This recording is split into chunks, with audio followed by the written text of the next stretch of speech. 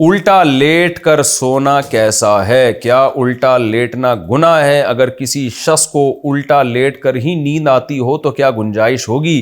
اویس درانی کراچی سے۔ ترمذی کی حدیث میں رسول اللہ صلی اللہ علیہ وسلم نے ایک شخص کو الٹا لیٹے ہوئے دیکھا تو آپ صلی اللہ علیہ وسلم نے فرمایا تلک ضجعۃ لا یحبها اللہ، یہ لیٹنے کا وہ طریقہ ہے جو اللہ کو پسند نہیں ہے۔ تو اس لیے الٹا لیٹنا نبی صلی اللہ علیہ وسلم نے اس کو ناپسند قرار دیا۔ ویسے بھی انسان بےہودہ سا لگتا ہے الٹا لیٹ رہا ہے، تو اس لیے سخت مکروہ ناپسندیدہ عمل ہے یہ۔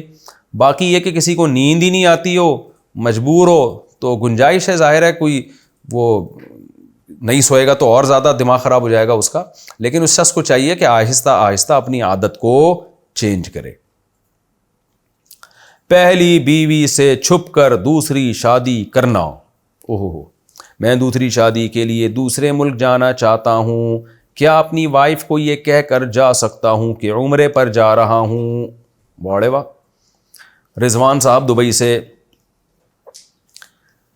رضوان صاحب، آپ پہلی وائف کو جھوٹ نہ بولیں، ان کو سیدھے سیدھے بتا دیں کہ بھئی میں جا رہا ہوں شادی کرنے، کیونکہ چھپن چھپائی والا جو کام ہوتا ہے نا، اس کے سائیڈ ایفیکٹ بہت ہوتے ہیں، اس میں بڑے نقصانات ہوتے ہیں۔ آپ جب پکڑے جائیں گے، وائف کو ہمیشہ کے لیے آپ پر اعتماد ختم ہو جائے گا کہ مجھے عمرے کا بولا تھا اور پہنچے ہوئے کہیں اور ہیں۔ یہ آج کل چھپتا وپتا کچھ بھی نہیں ہے، اس سے لوکیشن پتہ چل جاتی ہیں اور بہت سارے معاملات ہوتے ہیں۔ جھوٹ جو ہے نا، جھوٹ ہی ہوتا ہے، تو سیدھے سیدھا بتا دیں بھائی میں ایک اور شادی کرنا چاہتا ہوں، ہنگامہ ہوگا جو بھی ہوگا، پھر انشاءاللہ معاملات سیٹ ہو جائیں گے اللہ نے چاہا تو۔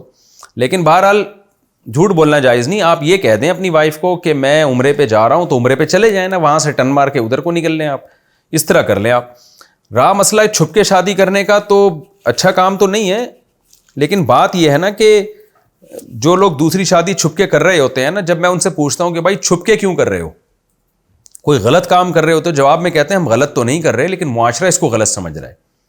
تو مرد اگر چھپ کے دوسری شادی کرتا ہے، پہلی بیوی سے چھپ کے یا سسرال سے چھپ کے، تو اس کی وجہ یہ نہیں ہوتی کہ وہ غلط کام کر رہا ہے لہذا چھپ کے کر رہا ہے، بلکہ اس کی وجہ یہ ہوتی ہے کہ جیسے حضرت عمر رضی اللہ تعالیٰ عنہ جب تک اسلام نہیں لائے تھے نا، تو صحابہ چھپ کے نماز پڑھتے تھے۔ تو اس لیے چھپ کے نماز نہیں پڑھتے تھے کہ نماز کوئی غلط کام ہے، بلکہ اس لیے کہ لوگ اس کو غلط سمجھ رہے ہیں۔ کام بڑا اچھا ہے، کام تو یہ کہ اوپنلی ہونا چاہیے، لیکن لوگ اس کو غلط سمجھ رہے ہیں۔ حضرت عمر جب اسلام لائے تو انہوں نے کہا اب میں چھپ کے نہیں پڑھوں گا، میں کھلے عام نماز پڑھوں گا، جس نے اپنی بیوی کو بیوہ کرانا ہے، بچوں کو یتیم کرانا ہے، تو مجھے روک کے دکھائے۔ تو اب یہی مسئلہ ہو گیا ہے کہ بہت سے مرد زنا سے بچنے کے لیے دوسری شادی کرنا چاہتے ہیں، بیوی اجازت نہیں دیتی، اتنا ناک میں دم کر دیتی ہے، پھر وہ مجبور ہوتے ہیں چھپ کے شادی کرنے پر۔ تو میں چھپ کی شادی کو اپریشیٹ تو نہیں کرتا، لیکن مجبور بھی معاشرہ ہی کر رہا ہوتا ہے، اس کو حلال سے روک رہا ہوتا ہے معاشرہ، اس لیے پھر مجبوراً چھپ کے کر رہا ہوتا ہے۔ لیکن بہرحال چھپ کے شادی کے سائیڈ ایفیکٹ بہت ہیں، یہ کرنا نہیں چاہیے کام۔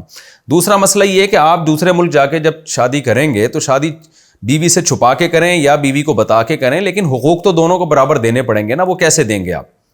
مثال کے طور پر آپ امریکہ گئے، وہاں آپ نے ایک اور شادی کر لی، ادھر آپ کی بیوی ہے، تو جیسے ہی آپ شادی کریں گے آپ پر برابری لازم ہو جائے گی۔ جتنی راتیں آپ نے پہلی بیوی کے ساتھ گزاری، اب یعنی اس شادی کے بعد، جتنی راتیں آپ دوسری بیوی کے ساتھ گزاریں گے، وہ ساری راتیں آپ کو پہلی بیوی کو بھی دینی پڑیں گی۔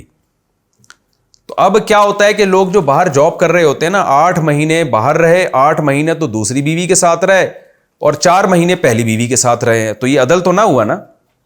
تو اس کو آپ کیسے ایڈجسٹ کریں گے؟ تو اس میں یا تو آپ دوسری بیوی کو پہلے بتا دیں کہ بھائی میں جتنی باریاں پہلی بیوی کو دوں گا اس سے کم باریاں تمہیں دوں گا، میں زیادہ میں نے دی ہیں تو اتنی ہی باریاں پھر مجھے پہلی کو بھی دینی پڑیں گی، یا پہلی سے باریاں معاف کروائیں۔ تو یہ پھر آپ کو ایڈجسٹ کرنا پڑے گا، کیونکہ قرآن نے عدل کا حکم دیا ہے، وَإِنْ خِفْتُمْ أَلَّا تَعْدِلُوا فَوَاحِدَةً، کہ اگر تم عدل نہیں کر سکتے تو پھر ایک بیوی پر اکتفا کرو۔ تو 2 شادیوں کی صورت میں آپ کو دونوں کے درمیان راتوں میں برابری والا معاملہ کرنا پڑے گا، خرچے میں بھی برابری والا معاملہ کرنا پڑے گا۔